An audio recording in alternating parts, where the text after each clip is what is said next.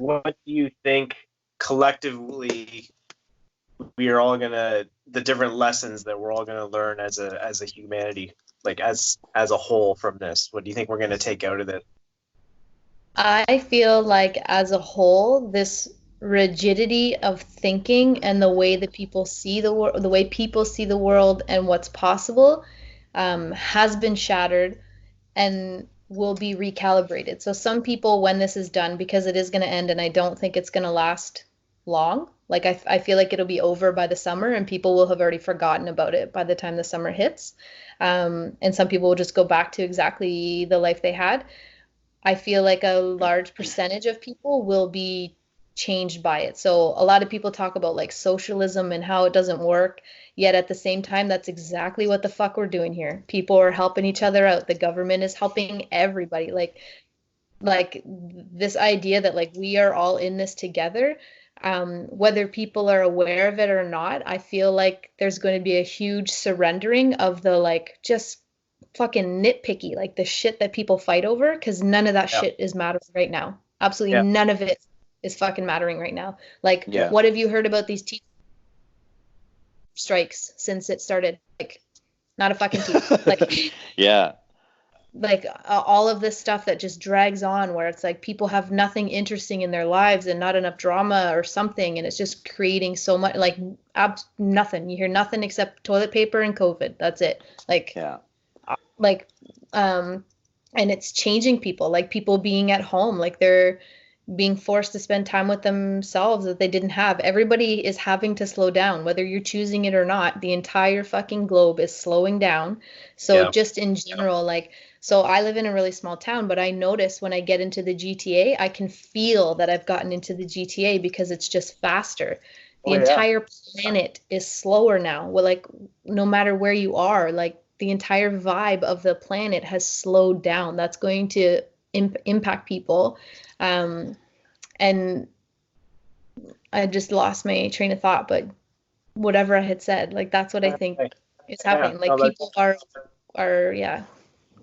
Yeah, yeah, it's like really good. a resetting, right? Yeah. And we're learning how to recalibrate and remember simplicity, Well, in just this short right? amount of time, like you can't tell me that people aren't gonna fucking know like the waters in Venice are clear, the pollution over certain towns. Like, do you think when the world gears up again and that shit starts to get dirty and people physically see what they're doing, that they're gonna be like, ooh, like Yeah. some people will cover their eyes again, but a lot of people are going to be like, okay, but we stopped for a week and that water was clear. Like we're like everyone who is like in denial or just not like thinking that we can't make an impact. Like look what the fuck has happened in these last 2 weeks when we shut shit down and that we Yeah, obviously don't need because we are surviving without it. Like just this whole consumer Yeah. consumeness of us, like so much is unnecessary and look what it's doing to our planet and look what happened when we stopped for a couple fucking weeks, like Yeah. Not even like 2 weeks at this I point, think that right? right. It's absolutely undeniable. Like it is like this whole it's not a concept that someone's talking about of like this would happen if we did this. No, we fucking did it and look what happened. Water got clear, birds are fucking living. There's wildlife walking around in Japan that like through people's yards that like there's yeah, probably some that the are recovery. seeing the sky for the first time and who knows how long. Like Yeah, people are gonna forget that it's actually like it's literally happening. They're actually seeing it. yeah. Now, how many people do you think will actually see that and notice it and take it to heart versus the percentage of people that are just like totally oblivious and they'll just go right back into consumerism and right back into their addictions and right Yeah, back I into that kind of so stuff. definitely people will go up to that, but then the people who notice, there's going to be more activism against corporations and stuff because now it's like undeniable. Like it's not just a hypothetical, like you should do this. Like they saw it. So the amount of people where, if there's a protest about global warming, like I feel like the crowds will be bigger now, or like the amount of people who share that Instagram post or that Facebook post about that, like people are going to care more because like you can for even if it's like 1% of the population, that's like 7 million, like 7 million something, like even if 1% more people realize the impact that we're having every single day, like what a fucking shift. Yeah, 70 million people, I think, yeah. Yeah, so so you could see this on the end as a wake-up call for the environment, for sure, if something Everything, positive comes and out of how it. we are as people, like to fucking help each other out and realize that, like, not even just germ wise, but just like who you are spreads to other people. The amount of contact you have with people every day, the amount that we rely on other people every day.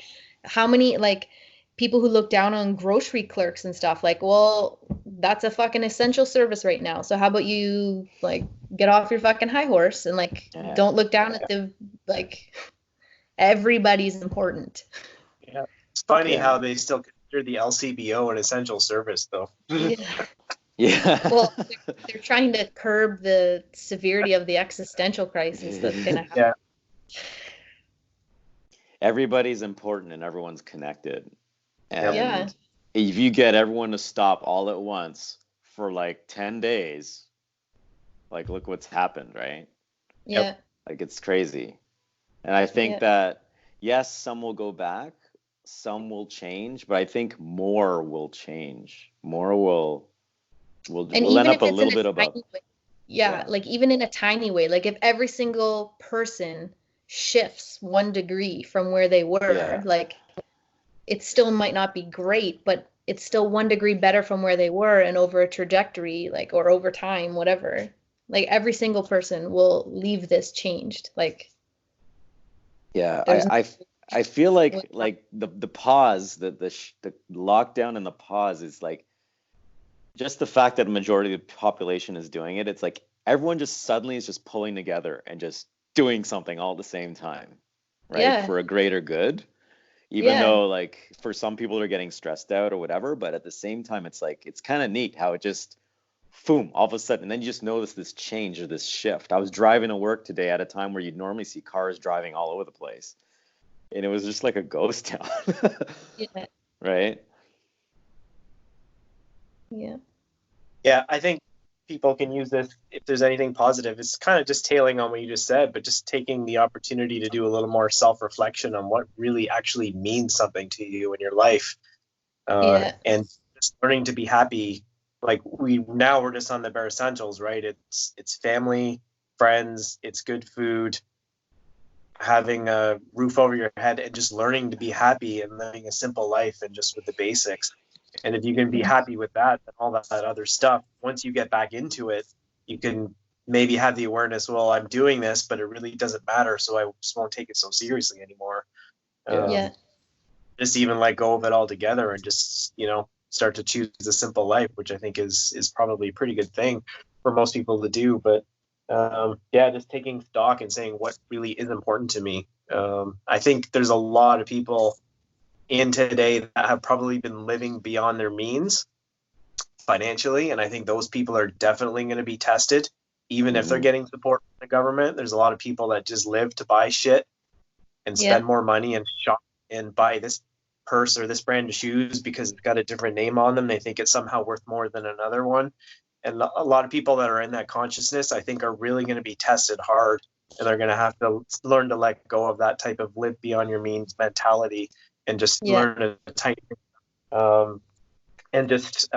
think a lot of people today, true happiness is absent, and a lot of the things that they have in their life are just used as distractions to cover up something. And absolutely, this big pause is going to make those people face that, whether they like it or not.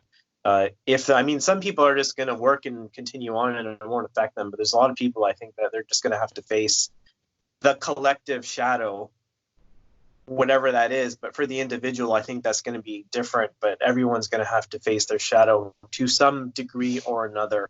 And they'll have to make it through that to sort of move on and forward, right?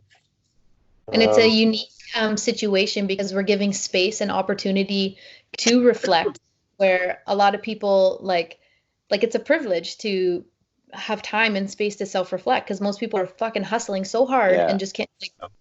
There's nowhere else. Like you don't even have to feel guilty about sitting at home, because that's the most ethically responsible thing you could be doing. So I feel too on the other side of it as well. I was having this conversation with a friend the other day, and also it's a way to ask ourselves, in what way are we holding back, right? Like in what way are you censoring yourself or holding yourself back from showing the world what you're really made of, right? I felt this from my writing, the piece that I sent you guys. Should I put on my website, or should, it doesn't fit with the brand, or, I don't want to put it out of context. And my friend's like, you're already doing it. You're already censoring yourself. You said you weren't going to do this. Right? So it's making me think about even just being thrust into this situation where I got to figure out how to do this online. Like, I've been talking about this for God knows how long. So 24 years. Might as well get at it. Might as well get at it, right? So, and just making it work. And I think what's interesting about it, it's really testing us. If we're just looking at one thing I noticed with like the fitness industry on the social media, I love how people are stepping up and finding ways to make it work and stuff.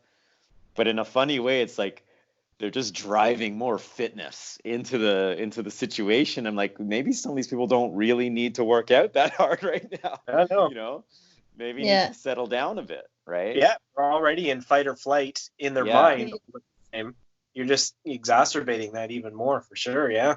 Yeah. Or maybe, should we be really helping them keep up with this addiction that they have, right? So I think it's all good in the sense it's all well. Like everyone means well. It's just I find we've noticed it before. People can use fitness as an addiction to avoid things that they want to be distracted from, right? So yeah, on the same hand though, I think if someone's having like a lot of anxiety that they can't manage or control, going out and moving your body is a good way of burning that off. Moving your body will help. Yeah, as long as that's your intention going into it. Just go take a long walk until you burn it off and your mind calms down. I think that's a really good thing to do. Yeah. And we talked about this, though, the awakened versus non-awakened, exercise, right? So people might learn that in this process, right?